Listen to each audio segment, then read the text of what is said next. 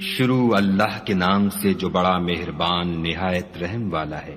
قیامت قریب آ پہنچی اور چاند شق ہو گیا، اور اگر کافر کوئی نشانی دیکھتے ہیں تو منہ پھیر لیتے ہیں اور کہتے ہیں کہ یہ ایک ہمیشہ کا جادو ہے، اور انہوں نے جھٹلایا اور اپنی خواہشوں کی پیروی کی، اور ہر کام کا وقت مقرر ہے، اور ان کو ایسے حالات سابقین پہنچ چکے ہیں جن میں عبرت ہے، اور کامل دانائی کی کتاب بھی، لیکن ڈرانا ان کو کچھ فائدہ نہیں دیتا۔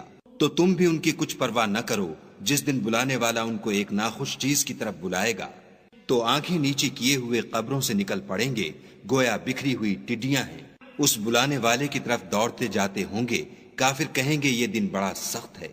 ان سے پہلے نوح کی قوم نے بھی تکذیب کی تھی، تو انہوں نے ہمارے بندے کو جھٹلایا اور کہا کہ دیوانہ ہے، اور انہیں ڈانٹا بھی۔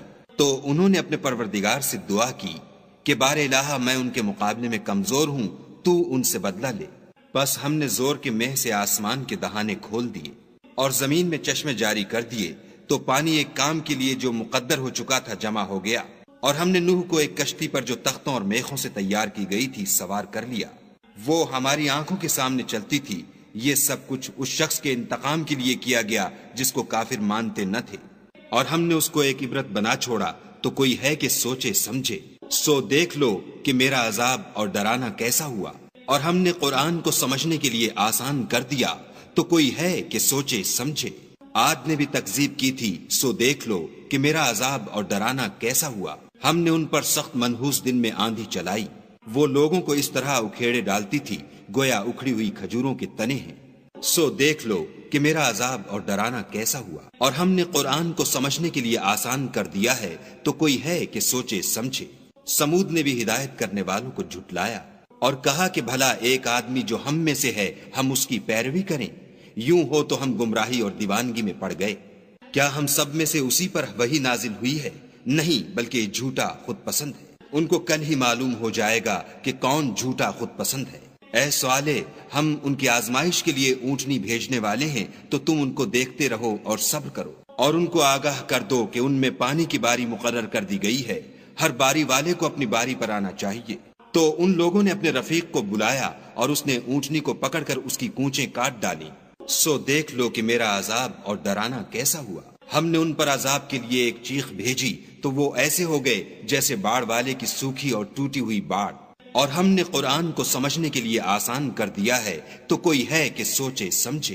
لوط کی قوم نے بھی ڈر سنانے والوں کو جھٹلایا تھا، تو ہم نے ان پر کنکر بھری ہوا چلائی، مگر لوط کے گھر والے کہ ہم نے ان کو پچھلی رات ہی سے بچا لیا۔ اپنے فضل سے شکر کرنے والے کو ہم ایسا ہی بدلہ دیا کرتے ہیں۔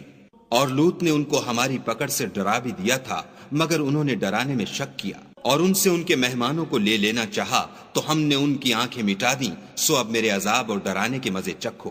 اور ان پر صبح سویرے ہی اٹل عذاب آ نازل ہوا، تو اب میرے عذاب اور ڈرانے کے مزے چکھو۔ اور ہم نے قرآن کو سمجھنے کے لیے آسان کر دیا ہے، تو کوئی ہے کہ سوچے سمجھے۔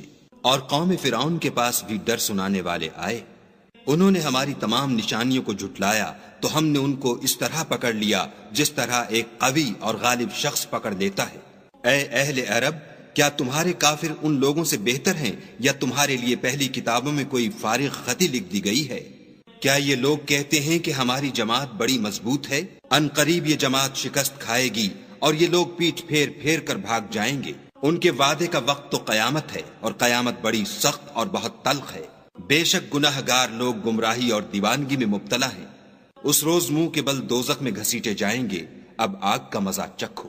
ہم نے ہر چیز اندازہ مقرر کے ساتھ پیدا کی ہے، اور ہمارا حکم تو آنکھ کے جھپکنے کی طرح ایک بات ہوتی ہے۔ اور ہم تمہارے ہم مذہبوں کو ہلاک کر چکے ہیں، تو کوئی ہے کہ سوچے سمجھے۔ اور جو کچھ انہوں نے کیا ان کے اعمال ناموں میں مندرج ہے، یعنی ہر چھوٹا اور بڑا کام لکھ دیا گیا ہے۔ جو پرہیزگار ہیں وہ باغوں اور نہروں میں ہوں گے، یعنی پاک مقام میں، ہر طرح کی قدرت رکھنے والے بادشاہ کی بارگاہ میں۔